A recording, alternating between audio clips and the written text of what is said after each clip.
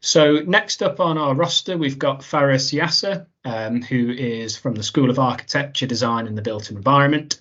And so maybe you've got some different perspective maybe on all of this. And you were saying yesterday you'd like to share some ideas on building habits for effective learning. And you'd like to advocate as well for active investment in CPD. So the floor is yours. Thank you. Thank you. I don't feel like I can come on after that wonderful speech. But anyway, I'll try. So yeah, thank you, everyone. Well, you know, everybody's PhD journey is very different. Mine came with a very unexpected journey. So I had to go through a broken back and surgery for my broken back, and then a broken hip and surgery for my broken hip. And so I was drugged up for at least a year and a half of my PhD, and I had to get through that. So, I mean, I'd say there are maybe 4 main axes that I want to tackle just very quickly for resilience strategies during your PhD. So the first is mind. Journaling. I really can't stress how journaling can really help you. There are so many ways in which you can journal. There are articles about types of journaling, etc. But the one that really works for me is gratitude journaling. So before you go to bed, you just write 3 things that you're very happy about. They can be really small things. So you were able to make a great salad today, or you were able to, receive your groceries and you had a wonderful chat with the person that delivered them. Just 3 things that you're very grateful about, and 3 things that you want to accomplish tomorrow, even if they're 3 small things. It's been proven scientifically, your mind just gets trapped into a attitude of gratitude, and you just can't move out of it. So that's one thing within the mind. But second thing is life coaching skills. So I'd really urge you to try to read something about life coaching for your own self. So self-life coaching, basically, or life coaching for dummies. There are so many tools you can use. I'll just mention 2 of them that really help me, because in your PhD, you sort of feel like you're a bit secluded from the world, and you feel like the world is just moving on and you're in one stop and you're not moving. So there's this tool called the Wheel of Life, where you actually start to analyze where you are in terms of your friendships, your financial status, your work, your health, your personal development. And you can put a number from 1 to 10.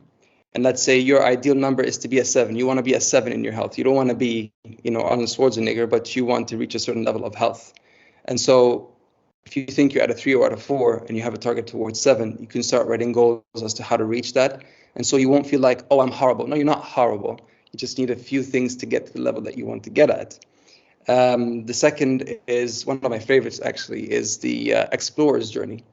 And the explorer's journey is basically if you're going through an issue. So like at one point, I had a problem that one of my supervisors got very ill and they had to pull out. So I had only one supervisor, but actually my PhD was going very well with both of them. And so I had to think like someone that I actually admire, and I really admire and respect Cristiano Ronaldo, for example. So I was like, okay, what does Cristiano Ronaldo do? He's a very resilient person. He's very committed. He's very dedicated.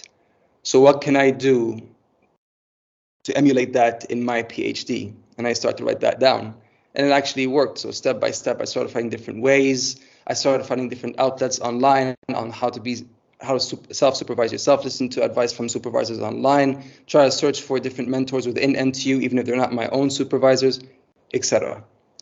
So that's within mind. Moving on, the second thing I really want to focus on is habits. There's a book that I cannot recommend enough. And you don't have to read it. You can listen to the audiobook. I love audiobooks, and I think I've listened to it maybe 3 times now. It's called Atomic Habits. And I won't go down all of the types of habits that you can build, but there are so many ways in which you can build healthy habits. So, for example, one of them is to change your environment. Oftentimes we say, oh, I'm not able to write. Yes, because your desk is situated in a place where you have glare all the time in your eyes. So you actually hate looking at your screen.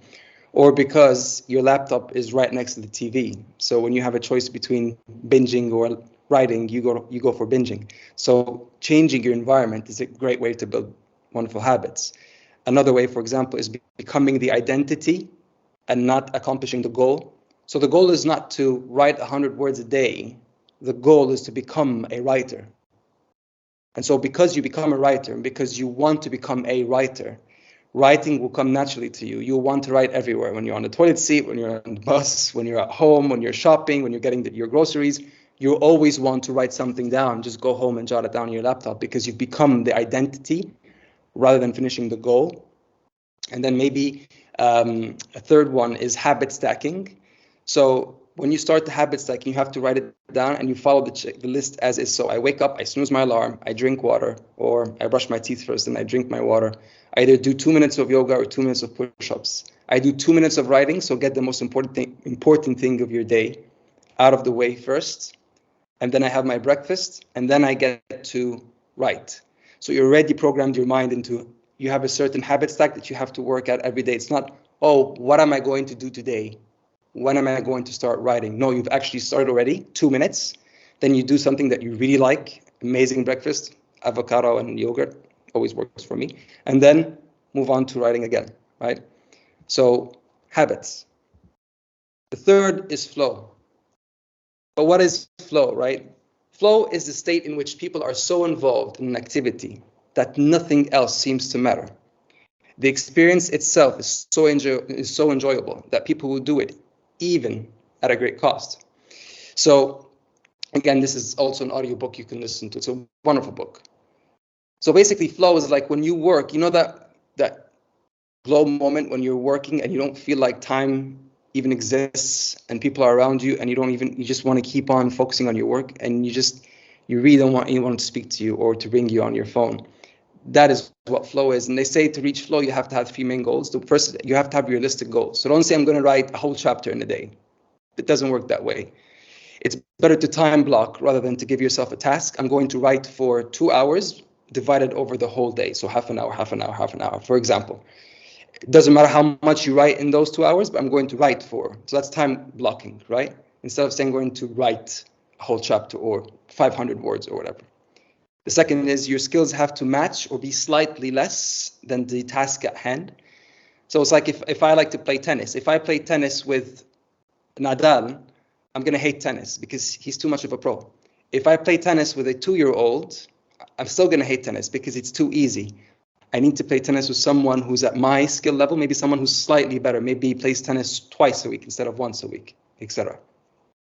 And the third is you have to have complete focus in your activity. And that comes through different ways. You can have something in the background playing.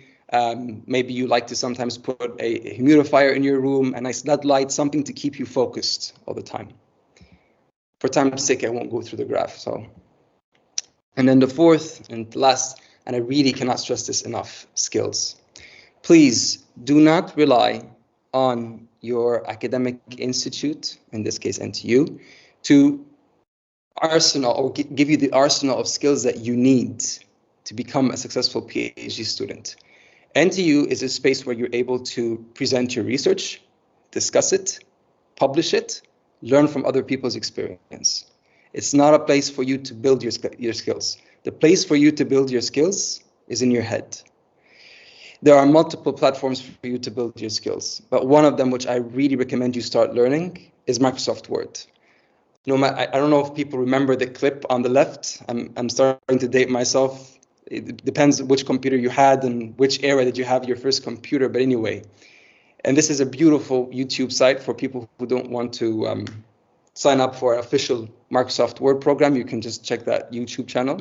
I love her. So anyway, if you think you're a Microsoft Word guru, that's fine, but just wait till you have to fix a broken file or you have to bring everything together and chapters together and different comments and edits together, and then we'll really see your Microsoft Word skills. So from the start, get yourself really robust with Microsoft Word, and there are so many platforms you can learn from, and as a student you have discounts that give you sometimes up to 80 or 90% of a discount. So Udemy, Skillshare, LinkedIn Learning with your NTU account, and of course YouTube, my favorite. So all of these, you don't have to learn something specifically just with Microsoft Word. Maybe you're working with Python, with coding, or with PowerPoint, or with Excel.